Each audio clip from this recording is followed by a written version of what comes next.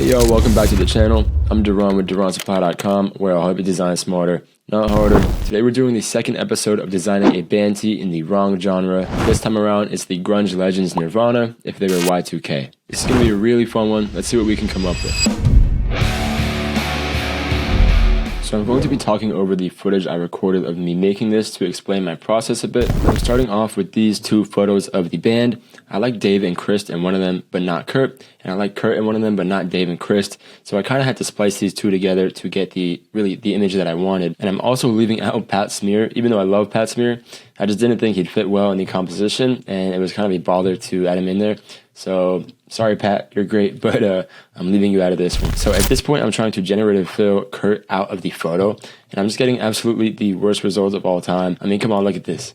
Adobe, this is actually like nightmare fuel at this point. Eventually, I just decided to delete him from the photo entirely and try to cover up where his arm was with generative fill, which also produced some hilarious results, which you'll see here.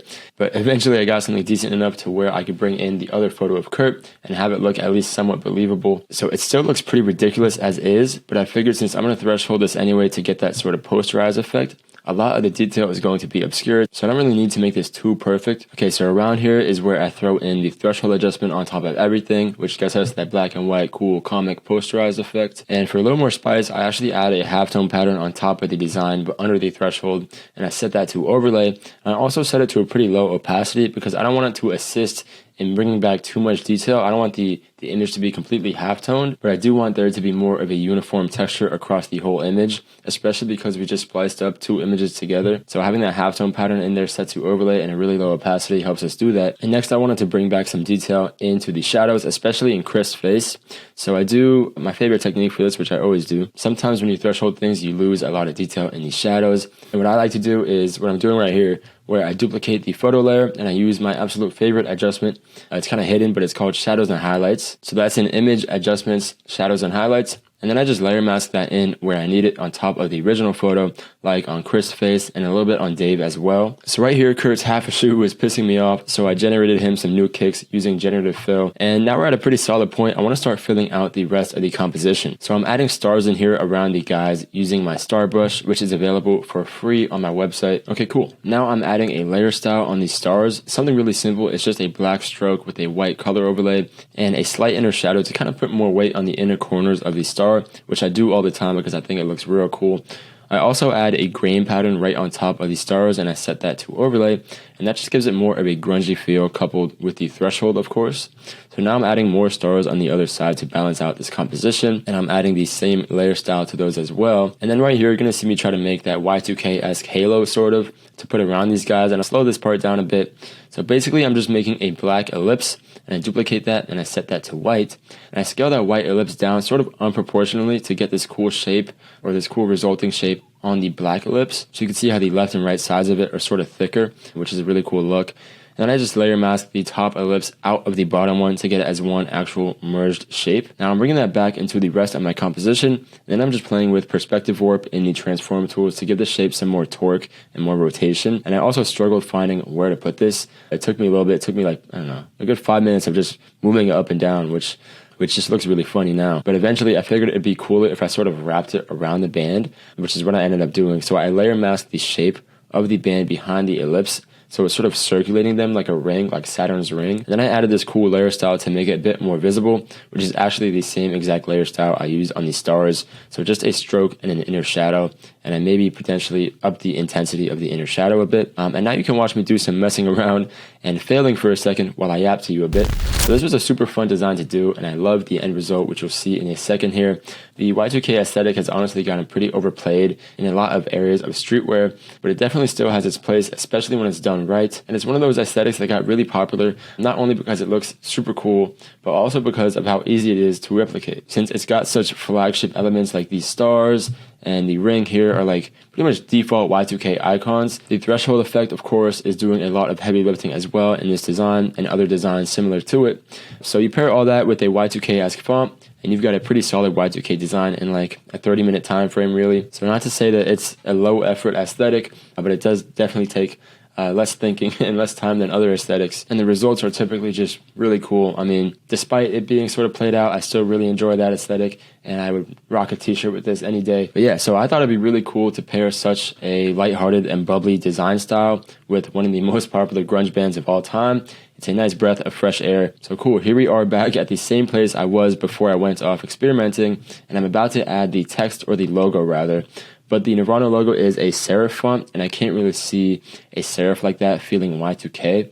So instead I opted for this font called Sunny by Hunter, which is so Y2K. This is like the fucking ultimate Y2K font. It rocks. Go check out Hunter, by the way. He made one of my old logos. He's cool people. So then I added the same layer style from the stars onto the text, but I thought I could use more flair for sure. So I did some workshopping on that layer style. I added a double stroke, which was one black and one white, kind of layered on top of each other to help give it some depth. And I also increased the intensity of the inner shadow. Then I also gave it this really fat drop shadow to kind of make it pop and fill out more space in the design. Put the layer style on screen here for you to copy if you want. I'm going to cut myself off here. I actually decided to upload the project file for this design to a Google Drive if you want to download that to follow along with the video, or just go through the layers and check out how I made this design step by step. So if you'd like to download the project file for this design, go ahead and click that link in the description. The only thing is I rasterized the halftone and grain patterns that I used because those are part of my Vintone template, and I also rasterized the text that I used because I don't want to give away that font from Hunter. But yeah, go download that in the link in the description. Then finally, I just added an arc warp on the text, and then I skewed it a bit to follow the form of the halo here. So I thought the composition looked pretty solid at this point. We just needed some color. So since everything is under a threshold adjustment, the color situation gets a little tough because obviously anything you add under the threshold is going to automatically turn black or white. So what I do is go all the way above the threshold adjustment layer, and I make a group set to the multiply blend mode, and then I put my color fill layers inside of there. And now I can mask those color fill layers to different parts of the design to add color in those areas. And setting the group to multiply, make sure that those colors only affects the white areas of the design. So you're going to see me mess around here with the color for a bit until they finally land on something pretty cool. So just like you can have that color group set to multiply to affect the whites of the design, you can also have it set to screen to affect the blacks. So right around here, you'll see I had another group with the blending mode on screen or lighten, and I added a brown colorful layer in there to lighten all the black values of this design into that brown color. Then for the multiply color group, I layer masked a pink color fill to just the Nirvana text and the stars, and I thought that was a pretty damn nice color combo. I also experimented with a pink and blue version, but I like the pink and brown version a bit more. Finally, we just throw some textures on here from my warm Plastisol texture kit to give it that vintage feel.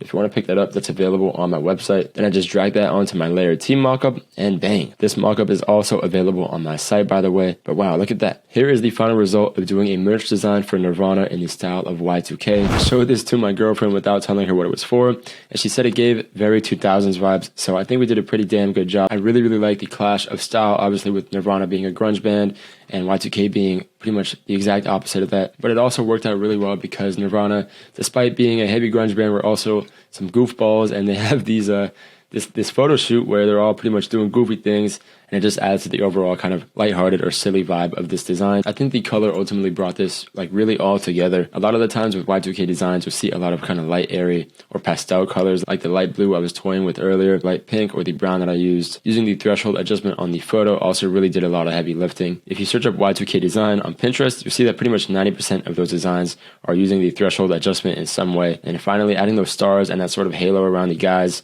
really helped as sort of the final touch to sell that Y2K look. I actually don't think I've ever seen a Y2K-esque design without stars. So yeah, overall, I'm really happy with how this turned out. If you want to pick up my warm Plastisol textures or the layer T mockup that I used for this design, then you can head over to my website, DurantSupply.com, and use the discount code YouTube15 for 15% off of your order. I hope you guys enjoyed this video as much as I enjoyed making it. So if you like this video, like the video. If you like me, subscribe to the channel. I post videos like this every week, so I'll see you guys in the next one.